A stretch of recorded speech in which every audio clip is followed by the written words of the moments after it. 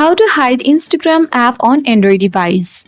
So on this quick tutorial video, I'm going to show you the quick way without installing any kind of third-party app to hide Instagram app. For that, head into settings on your device. After a while, you need to scroll down.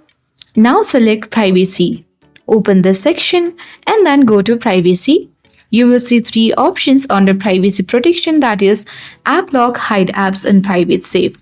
Before that, when you go back to your home screen and see that we have seen Instagram on our home screen, but later you need to go to this privacy section and tap hide apps. Now enter your privacy password. Now under all, you need to search for Instagram. Make sure to toggle the button on and tap hidden next to all. You will see that our Instagram has been hidden, and when you go back and check that our Instagram app has been successfully hidden on our Android device. So that's all for today. Hope this video helped you. If you are new to our channel, hit the like button and subscribe for more tech and tips videos.